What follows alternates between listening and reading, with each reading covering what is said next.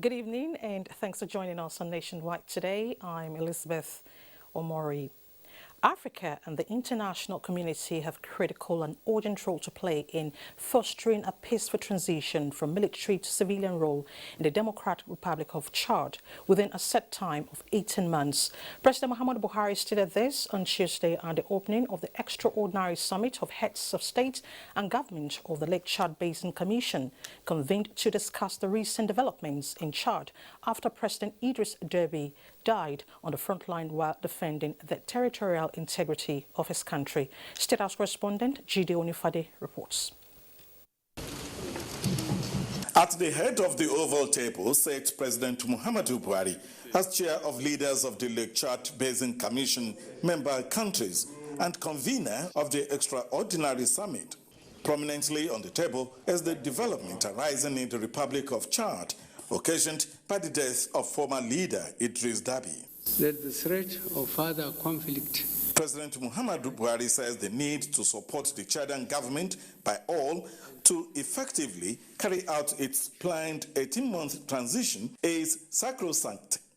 We have collectively shown that with commitment and with the desired support from the international community and our development partners, we can achieve success. President Buhari says the death of President Deby had direct implications for the continued peace and stability of Chad as a nation, the Lake Chad region, and the wider Sahel region.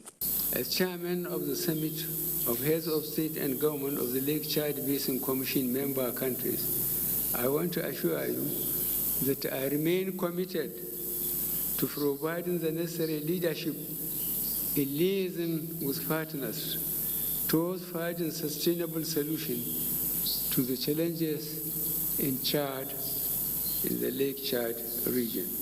The president observes that the region is faced with several challenges that need the support and engagement of all to overcome, saying it is a collective duty and in honor of the memory of the men and women that have died in search of peace in the region, and at the request of President Muhammadu Buhari and in recognition of the immense and sterling contributions of the late president of Chad to peace and stability in the region. The summit observed a minute's silence for the departed leader. A purposeful, positive, and enthusiastic commitment of leaders can bring about change.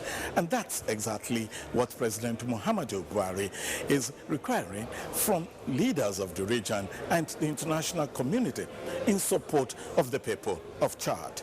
In Abuja, Jide Onifade, NTA News. Federal government has condemned in strong terms the detention of the door of interim President Barnwa and Prime Minister Mokhtar Ouane of Mali. The two key officials in the transitional government of Mali were reportedly taken by soldiers to the Kati military camp near the capital, Bamako, on Monday, 24th of May. A press release by the spokesperson, Minister of Foreign Affairs, Ferdinand Wonye, states that the action is totally unacceptable and might derail the peace-building efforts and timetable for the return of democratic governance in Mali. Federal government calls for the immediate and unconditional release of the detained president and prime minister, as the key actors and perpetrators of the condemnable act should be aware of the fact that stakeholders in the region and friends of Mali reject any act of coercion of the detained officials, including forced resignations.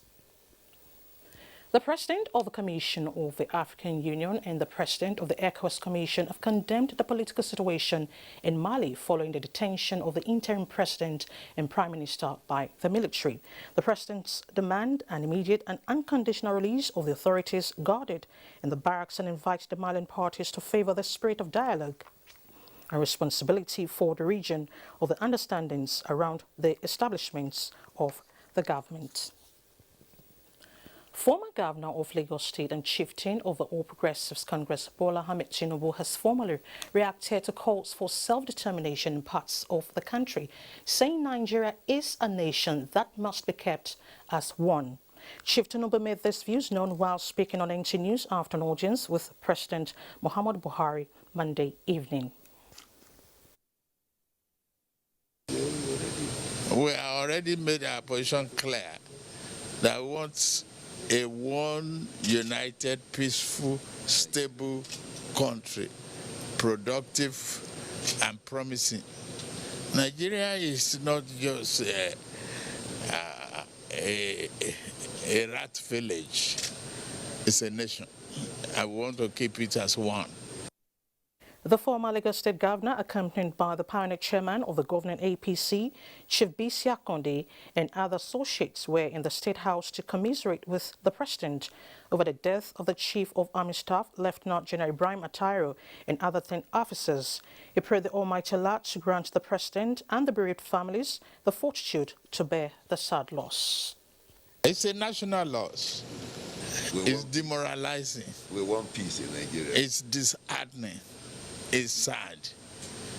And to rub mind with him too, to see commitment to humanity. This is Nationwide on NTA. Time now to join Hingino in Lagos for more reports. Hello, Hingino. Nice to see you. Nice to see you too, Lizzie. Lagos State Governor Babajide Sanwo-Olu and his Ogun State counterpart Dapo Abiodun have signed a historic memorandum of understanding to establish Joint Development Commission to boost trade facilitation and infrastructural development in both states. Musa Toliat reports that the MOU was signed at a colorful event in Ogun State. The Lagos-Ogun Joint Development Commission has a mandate to work out modalities on areas of cooperation in agriculture, particularly in rice production, waste management, water supply, and infrastructural development in both states. Governor Babajide Sanwo-Olu stressed that the two states are leveraging on areas of comparative advantages to meet the socio-economic needs of their citizens and create a conducive business environment to attract investments.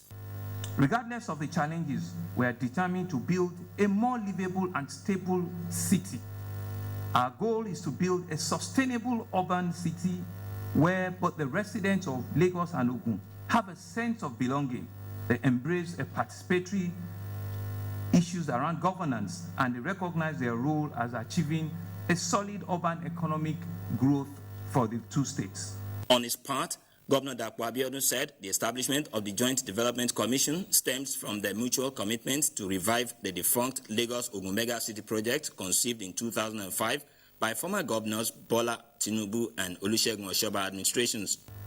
The official launch of this commission today will further initiate and accelerate more projects necessary to aid ease of movement of our people, goods and services, as well as increase industrialization along our border communities and ensure a wholesome development of our both states. The Memorandum of Understanding to establish a joint commission between Lagos and Ogun states has been described as a game changer capable of addressing the socio-economic issues that would make life meaningful for citizens in both states. There were goodwill messages from traditional institutions, public and private sector players. In Lagos, Musa Toliat, NTA News. Talking security now. As the fight against security challenges continues, the Nigerian Army is re-strategizing through retraining of its personnel and collaborating with other relevant authorities to ensure that the dream of the late Chief of Army Staff, Lieutenant General Ibrahim Atahiru, in curbing insurgency in Nigeria is achieved. The latest is the Skills Development Leadership Training by the Nigerian Army School of Finance and Administration. Considering the pivotal role of the military in tackling insecurity and other threats to the society, the need to synergize and come up with new trends to combat security challenges becomes imperative. Must continue to strive. The seminar, which had about 50 senior officers in attendance, is designed to equip participants with the right skills and enhance career progression to meet the expectations of the Nigerian Army in diverse areas. The accomplishment of Nigerian Army goals and objectives, especially at this premium time, depends on the prompt and precise application of managerial capabilities as leaders. As we are all aware, the Nigerian Army constitutes an important component of the Nigerian society. The consensus of speakers at the 16th edition is to remain resolute while consolidating on the achievements recorded so far. This is expected to ensure the development of a deeper understanding of the role of junior and intermediate leaders in analyzing and resolving contemporary issues. It will also enhance your potentials, thus optimizing your technical and professional capabilities. The theme of the 3-day leadership training is Leadership Excellence in the Digital Era. In Lagos, Lynn Lenake, NTA News. It's now time for a break. Nationwide continues shortly.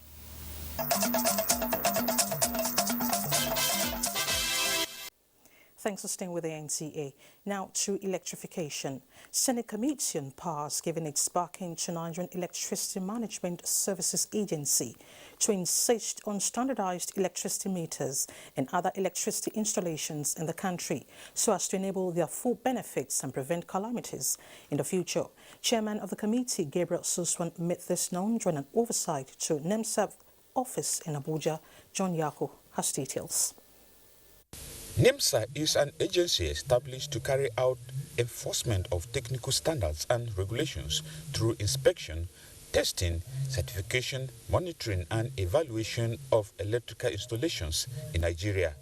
By this function, electricity installation manufactured or imported into the country are to be certified by the agency to protect Nigerian electricity consumers. These include electricity prepaid meters, which a number of them have been found to be substandard by the agency. Somebody deployed 1,000 meters, for example, and the community wrote to us, those things. By the time we got there, the meters were not tested. All we said to them is that take all the 1,000 meters from Ondo to Lagos to the lab to test and replace those entire 1,000 with new meters that have been tested. It's better you inspect before they install. Yeah. Yes. If they didn't meet specifications, don't allow it. Yes. Let them take it back.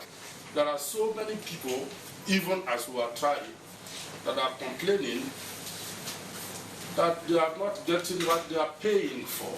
Chairman Senate Committee on Power, Gabriel Suswan, aligns with the issue of safety of Nigeria, noting that there is already a presidential initiative on local manufacture of meters in Nigeria through the CBN. Potential manufacturers of meter are taking advantage of that funding in the CBN, and I think down the road, next 2 years, you have a lot of meter manufacturers here in this country. The committee was also at the Abuja Inspectorate Field Office of NEMSA, where it decried the low level of manpower in the agency. In Abuja, John Yaku, NTA News. To housing now, the federal government has rolled out a housing program to provide 300,000 houses for low-income earners across the 36 states to own houses, as well as to cushion COVID-19 effects under the National Housing Program. President, Cooperative Federation of Nigeria, Tajuddin Ayola, gave the assurance at an interactive session with cooperative societies in Lafia, Nasarawa State Capital, preparatory to the commencement of the scheme in the state. Issa Mohammed reports.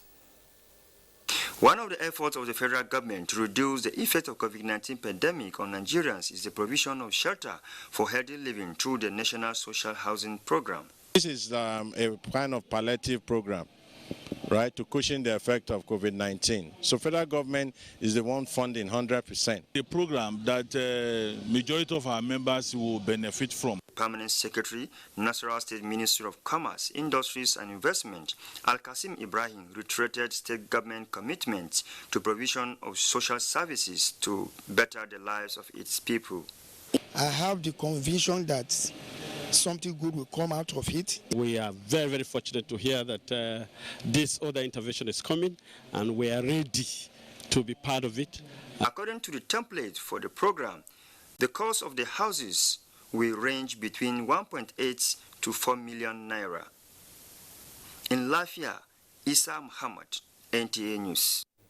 Talking food now, the International Fund for Agricultural Development is assisting Nigeria's sample and compile the views and concerns of rural farmers preparatory to the forthcoming United Nations Food Summit.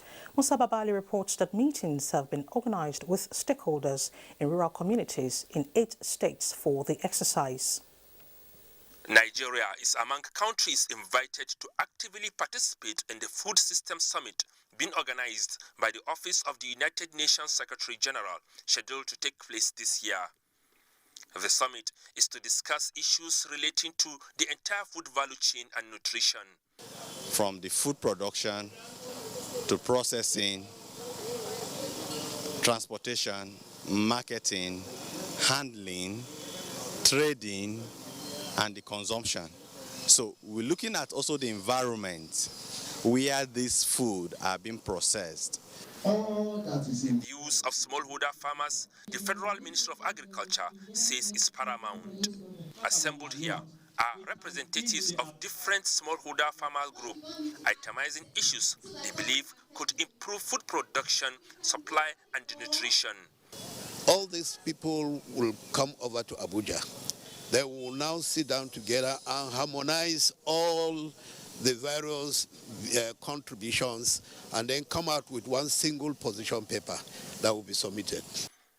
Similar fora have been held in Kogi, Bayelsa, Ondo, and Abia states. Musa Baba Aliyu, NTA News. In terms of security, confirmation from the Imo State Police Command shows that the attack on the Oji Divisional Police Headquarters has been repelled.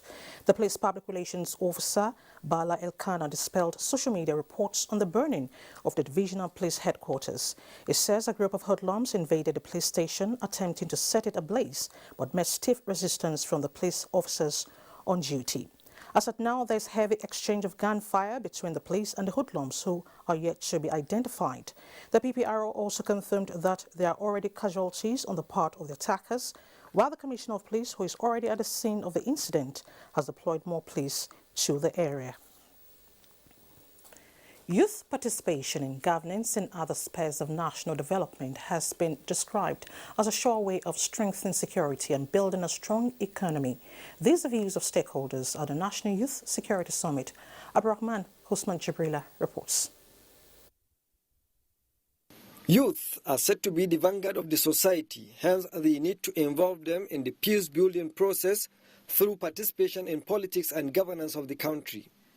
Stakeholders believed that the orientation of the mindset of youth on religious bigotry, ethnic profiling, and regional sentiments will enhance mutual trust and understanding.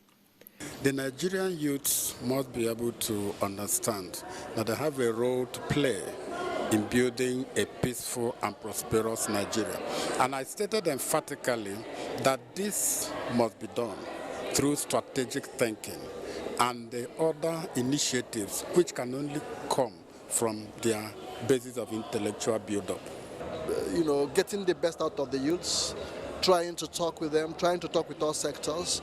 For me, this is a big task, and I'm going to use it to get down to the youths across the nation, using all kinds of platforms, physical, virtual, and ensuring that the level of insecurity is highly reduced. Take the message down to our states, local governments, and world, so that we can re-emphasize the atmosphere of peace in Nigeria.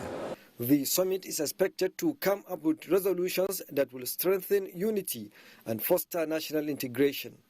In Abuja, Abraham Usman Jibrila, NTA News. Still on security, reactivation of community policing and making the police to gain public trust dominated discussions at a security interface with the Deputy Inspector General of Police, South, DIG Moses Jitobo, at police headquarters, Ikot Akpanabia, Uyo. Kelvin Samuel was there and now reports. Security stakeholders meeting was a platform to interact with the people in order to find lasting solution to the increasing security challenges. A situation stakeholders described as worrisome, even as they call on the police to step up measures in ensuring the return of normalcy. I lent my voice with a lot of what others have said, including, and very important, the community policing. The Nigerian police force should be properly equipped and provided with modern operational logistics. Deputy Inspector General of Police Moses Jitobo, while warning criminals to disease, the DIG noted that with the new slogan, Never Again, improved welfare for officers as well as a supply of modern crime-fighting equipment, the morale of officers are high and ready to carry out their responsibilities. Peace will be restored. Operation Restore Peace has come to stamp its feet. And we want to tell them that we have also adopted a slogan called Never Again. Never again will policemen be killed unjustly. Never again will police institutions be burnt, police barracks, police stations be burnt. Never again. The DIG, who had paid a visit to some of the hotspots for first-hand knowledge of the situation, on arrival inspected a guard of honor. In Uyo, Kevin Samuel, NTA. You're still watching Nationwide on NTA. Let's head to Maiduguri, and Abubakar will be our guide. Hello, Abubakar. Hi, Elizabeth, and thank you for joining us. 40 unemployed youths in Borno have received starter packs at the end of 3 days intensive vocational skill training in the state capital, Maiduguri, as part of a pilot phase program organized by the Federal Ministry of Humanitarian Affairs, Disaster Management and Social Development. The beneficiaries are expected to engage in trades that will enhance their quality of lives as well as make them employers of labor. Memuna Garba completes the story. taimako da aka yi mana Allah ya saka da alheri su ma manyan mu da suka mana wannan abu su ma Allah ya taimake su Allah ya kare su that you people give us, it will help us help the community and help our family, because many of us we have the skill but we don't know how to start it, but you people encouraging us, give us the zeal that we can do it. These are some of the 40 youth who participated in the vocational skill training and was given a starter pack. Other participants got bathing kits and generators, sewing machines and digital phone recharger for business, among others. The vocational skill training was part of the humanitarian ministry's quest for durable solutions to prevent and counter violent extremism, considering the nation's huge human and natural resources, especially if properly harnessed, could bring about development and economic growth. It is also to engage the teeming unemployed youth in a meaningful venture to enable them become self-reliant. Commissioner for Women Affairs, Zoe Ragambo, commended the Minister of Humanitarian Affairs, Disaster Management and Social Development, Sadia Umar Farouk, for unwavering support to people of Borno and concern shown to their plight in the face of lingering security challenges. She enjoined the beneficiaries to make judicious use of the starter kits and commended Borno State Government for supporting the program. More youths are expected to benefit from next phase of the training. In Maiduguri, Maimuna Garba, NTA News. 850 persons from 4 local government councils of southern Borno benefited from federal government empowerment grant through the Small and Medium Enterprise Development Agency, SMEDAN. The Livelihood Support Initiative, meant to enhance the economic lives of the mostly agrarian rural communities, was federal lawmaker representing the area, Mukhtar Betara Aliu. Jadwa John Jesney now reports. The federal government initiative to alleviate poverty in Biu, Kwayakusar, Bayu and Shani local government councils of southern Borno by the Small and Medium Enterprise Development Agency followed a recent one by the Ministry for Humanitarian Affairs targeting vulnerable women in the areas. This maiden empowerment grant of 100,000 naira each to 800 beneficiaries is meant to boost their agricultural practice, commerce and trade to enhance the economic life of the rural dwellers. Yana so ya kora mana talauci, shi yasa ya bamu wannan taimakon. Musamman mu mata bamu da abin yi, muna da yawa. Allah ya saka mishi da alkhairi. Giving people their ATM cards containing 100,000 naira into it. The distribution of the grant was flagged off by the federal lawmaker representing the area who facilitated the support, Mukhtar Betara Aliu. The federal legislator had appealed to the people to invest the funds wisely so as to alleviate their sufferings, enhance the quality of their livelihoods and their communities. The chairman House of Representative Committee on Budget and Appropriation, Mukhtar Betara Aliu, appreciated the federal government for its support to the people of his constituency, imploring them to be patient as the federal government is doing everything possible to impact on their lives positively. The Emir of Biu, Mai Mustafa Umar Mustafa, and that of Shani, Muhammad Nasru Melafia, appreciated the federal lawmaker and Smedan for the empowerment that will no doubt reduce poverty, create jobs, and check insecurity. In Maiduguri, Jadwa, John Jesney, NTA News. And those are the latest stories at this time from Maiduguri. Elizabeth in Abuja has the next set of reports on Nationwide. So, Lizzie, it's back to you now. Thank you so much, Abubakar. You're still watching Nationwide. Let's take a break now. We'll be right back.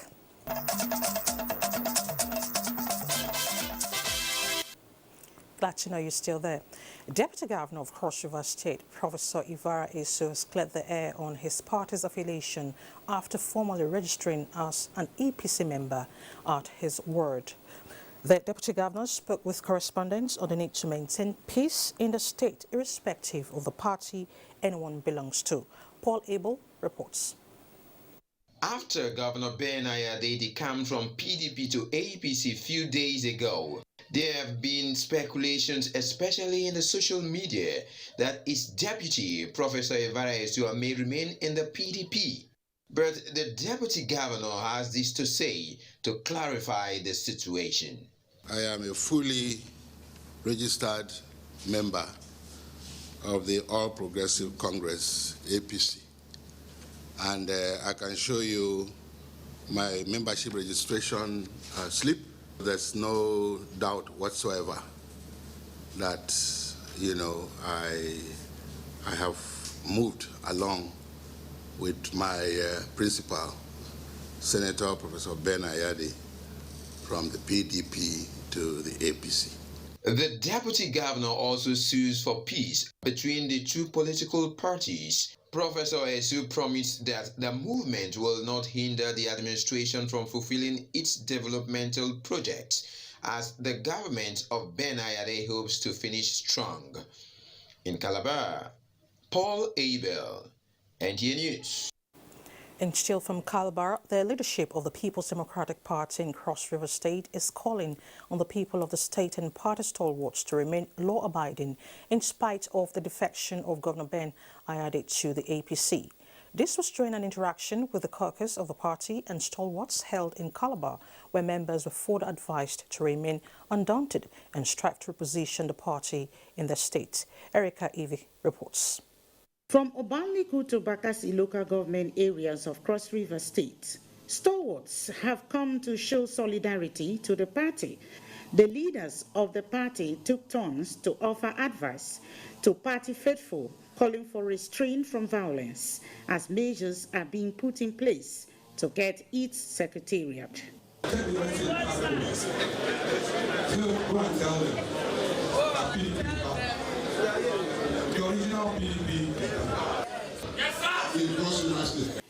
Other stakeholders and party stalwarts decry the attitude of taking over the PDP party secretariat. This party will rededicate itself to you. We in the National Assembly have continued to speak truth to power.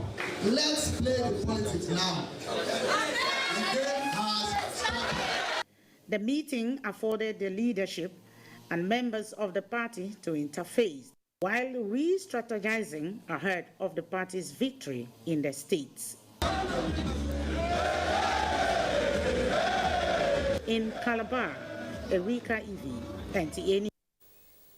Let's now join Susan in our Markudi Network Center for more reports. Hello, Susan. Elizabeth, welcome to Markudi. 2021 Senior Executive Course participants of the National Institute of Policy and Strategic Studies, NIPS, has identified Benue State as strategic for a study tour following its strides in governance. Leader of the delegation, Professor Fatai Aremu, stated this during a visit to Governor Samuel Otom in Makudi. Charles Abba reports. For more than 4 decades, the National Institute of Policy and Strategic Studies, NIPSS, has served as the nation's think tank of policy formations for the leadership, bureaucrats, army officers, middle and senior civil servants, and other policy makers.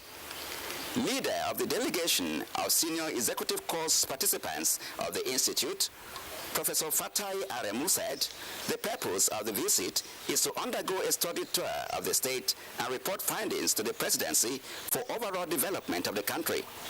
Participants are expected by this visit to learn, study, and understand the strategies for policy and program implementation in various states.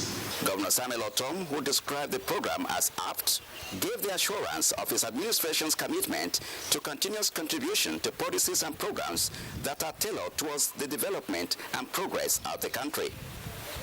The topic, getting things done, policy and program implementation, is very apt, and I believe that at the end of your term here in Benue State, you should have something to add to this topic, so that when you're giving your final report, it will definitely add value. Wish the participants success in their mission. Among the participants are top military officers, directors general of organizations, permanent secretaries, directors, and others. In Makudi, Charles Abba, NTA News. In its efforts to streamline various security outfits in the state, Benue State government has disbanded the various vigilante groups operating in the state. Governor Samuel Otom announced this when he met with officials of the groups with the Commissioner for Police and Security, advisor to the governor, at Government House in Makudi. Charles Abba reports that the governor only recognizes security outfits backed up by the law. Governor Samuel Otom said, although the vigilante groups have been rendering complementary security services in various communities of the state, there are no legal instruments backing their operations. He therefore disbanded the groups and warned that whoever found in the uniform and operating as such would be arrested and prosecuted. I sought to see the law establishing Benue Vigilante Group. And no one could lay hands on any law. We have invited the stakeholders to formally let them know that they were operating an illegal group. The governor, however, advised that operatives of the groups interested in volunteer gas that is backed up by law should proceed to their wards and get enlisted. He disclosed that the volunteer gas members will be trained and kitted to enable them to effectively deliver on their mandate. And the law is very clear. They are going to work with the security agencies. In all the committees from the state level, the Commissioner of Police is there, the Director of DSS is there, the management committee at the state level. At the local government level, there is the DPO and the officer in charge of DSS at that level, down to the ward and kindred and to the tax collectors level. It will be recalled that Benue stakeholders met recently and resolved on full implementation of the volunteer gas to assist security agencies with intelligence gathering to stem the tide of criminality in the state. In Makudi, Charles Abba, NTA News. As the nation observes Day 2 of directives to fly the flag at half-mast, most offices and public buildings in Makudi are yet to fully comply with the federal government's directive to honor the late Chief of Army Staff, Lieutenant General Ibrahim Attahiru. Ashezi Gopep reports. The directive, which is to honor the memories and services of the late Chief of Army Staff, Lieutenant General Ibrahim Attahiru, as well as other senior military officers and service members who died in a plane crash on Friday last week. Although our camera lens captured few flags at half-masts at some offices, most offices visited are, however, yet to comply. At the Federal Secretariat, it was a different ball game. To be flown at half-mast in this Federal Secretariat. So it's an issue that I have actually looked at with a counter view. And, well, I think it's a right thing to be done for somebody who gallantly died in service of the fatherland. When NTA crew sought to find out why, most of the officials were not available for comment, but a few who spoke off camera claimed ignorance of the directive. Others, nevertheless, commended the initiative to honor those who died in the ill-fated plane crash. Strictly, he deserved that honor. Not only him, other fallen heroes who died with him. Yes, so that the world will know that Nigeria has concern. Nigeria is interested in the services of the Nigerian Army and all the armed forces.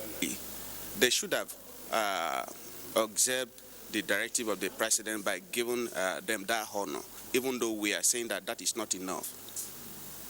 The directive, which is with effect from Monday 24th May, is to last till Wednesday 26th May 2021.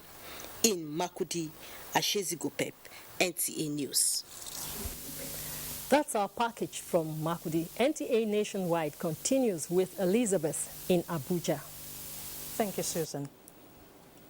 Lack of effective implementation of articulate policies and programs by successive governments in Nigeria has been identified as the factor retarding the nation's socio-economic development.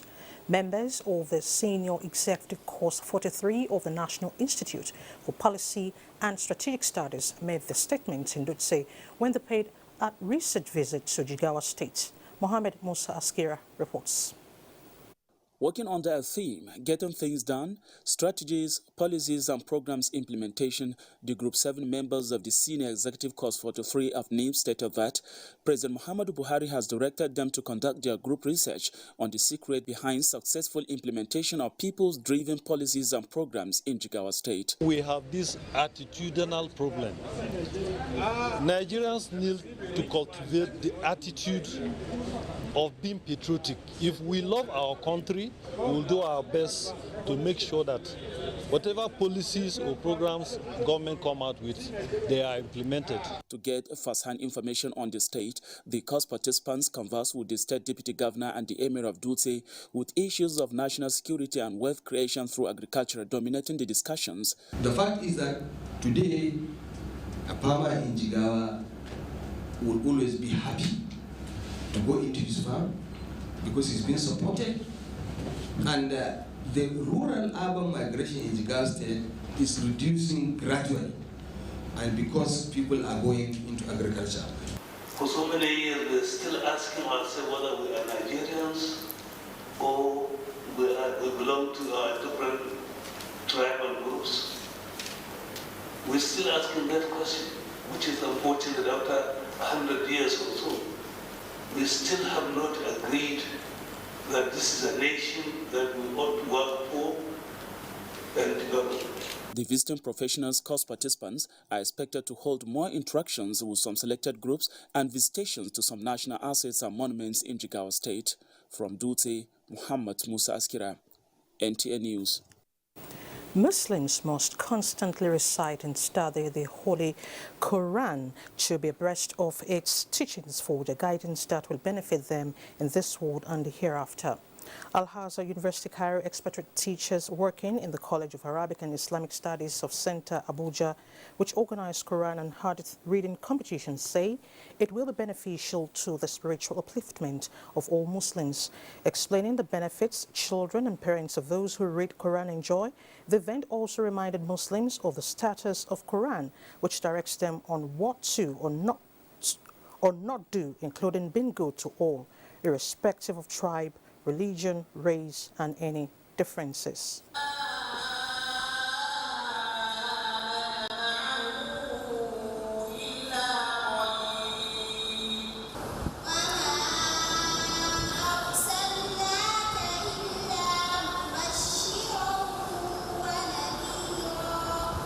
This is what teachers in all over the globe, including our country and Nigeria. The SNL mentioned that never can you find someone who knows the Quran or committed to their memory except that he happened to be a student of Allah or he is taught by a student of Allah. And that Prizes were presented to winners. Talking health now, the Pharmaceutical Society of Nigeria dissociates itself from the claims of one of its members, Dr. Samuel Adekola, on the issue of legalizing Indian hemp for medical use. Dr. Samuel Adekola was said to have made some unsubstantiated and uncorroborated claims that Nigerian pharmacists support legalizing Indian hemp for medical use. The pharmacists say they share the concern of most Nigerians who have expressed worries over this claim, as it is not only premature but assaults public health and societal sanity. The statement observes that with the nation's weak drug laws and chaotic drug distribution system, legalizing cannabis for medical use now will only increase items classified as substance of abuse. It expresses support for robust research into cannabis, devoid of pecuniary interest, given its harmful effects on the brain, especially the young developing ones. The statement urges the media and the general public to disregard Dr. Adekola's claims, as he lacks the authority to speak on behalf of Nigerian pharmacists. The fluctuation of number of COVID-19 infections continues in 2 digits, as 42 new cases have been recorded in Nigeria within the last 24 hours, bringing the country's total confirmed cases to 166,061. The Niger Center for Disease Control indicates that among the 42 new cases, Lagos has 14, Gombe 11, Ebonyi and Kano 5 new cases each, FCT 4, Edo, Kaduna and Rivers recorded 1 case each. NCDC records show that the total discharged cases so far is 156,492, while the death toll stands at 2,067. The European Council has welcomed the acceleration of vaccinations across the EU agreement reached at a special meeting in Brussels. The EU digital COVID certificate, while calling for these efforts to be sustained and its rapid implementation with a view to facilitating travel throughout the EU. Herman Jabani now reports on some of the issues discussed during the 2-day meeting. European Council members held a special meeting in Brussels to discuss pressing issues like foreign relations, including Russia and UK. The discussions also include migration, Middle East, as well as on the preparation of the upcoming EU-US summit. The special meeting looked at EU's response to COVID-19 and reaffirmed their commitment to increase their vaccine sharing support to third countries, especially through COVAX. The EU leaders seek to provide additional guidance to the Commission for its upcoming proposal in the context of the EU's endorsement to be climate neutral by 2050. And also the digital green certificate in respect of travel. Considerable agreement now has been reached in relation to that certificate, and that's good news. And also in terms of the vaccine situation, production is increasing quite significantly across Europe. That's good news. EU and Russia. We condemn the Russia's illegal, provocative and disruptive activities. We express our solidarity with member states, especially the Czech Republic and the Eastern partners. The protocol is the only possible solution to ensure peace and stability in Northern Ireland while protecting the integrity of the European Union single market.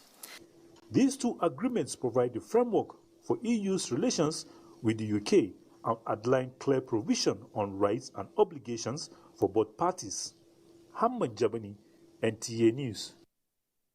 The First Lady has described late Aisha Jumai Al-Hassan as a pillar of support to Nigerian women irrespective of their backgrounds. She stated this in Abuja during a condolence visit to the family of the deceased, who died recently after protracted illness. State House correspondent Ali Kabir reports. Condoling the family of late Aisha Jumai Al-Hassan, who was a former Minister of Women Affairs, the First Lady of Nigeria, Aisha Muhammad Buhari, was received by the members of the family of the deceased, led by her younger brother Ibrahim Abubakar Jalingo. While consoling with the family, the First Lady described late Aisha Jumai Al-Hassan as the troubled woman pillar of support to all Nigerian women and a source of inspiration, she added that late Jummai Alassane was a courageous woman who stood in for the advancement of women, especially the welfare and the well-being of girl child. She prayed to Allah to grant her Al-Jannatul Firdaus. Mrs. Buhari described the death of late Maman Traba, as she was popularly known, as the loss to not only the family but the whole nation, especially for the women and children. The First Lady therefore identified with the family in mourning the death of late Hajia Jummai Alassane and urged them to keep praying for the repose of her soul. It could be recalled that the former minister Al-Hassan died in Cairo Hospital in Egypt after a protracted illness recently and has since been buried in accordance with Islamic rites in her home state, Taraba. In the meantime, the First Lady has condoled with the wife and the family members of late Brigadier General Olatunji Olayinka, who died in a recent plane crash in Kaduna alongside the late Chief of Army Staff, Lieutenant General Ibrahim Atahiru, and other gallant officers. Late Olayinka, until his death, was the Provost Marshal of the Nigerian Army.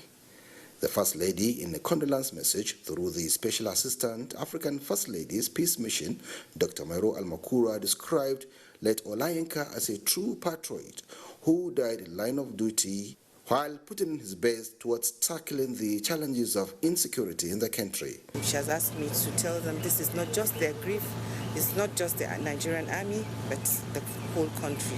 And she's with them in prayers, and she prays that Almighty guide them right, the children and the family has left behind. She prayed to God to grant him eternal rest and give the family the fortitude to bear the loss. In Abuja, Aliu Kabir, NTA News. Next is sports update. Nigerian para-table tennis players resumed camping at the National Stadium, Lagos on Tuesday, as directed by the Ministry of Youth and Sports Development ahead of the Paralympic Games. 14 players are expected to take part in the camping exercise, which will see the players train twice a day to enable the team attain podium performance. The standard is going to be high because some of the able-bodied will be training also with them. And stay in an enabling environment, keep away from distractions.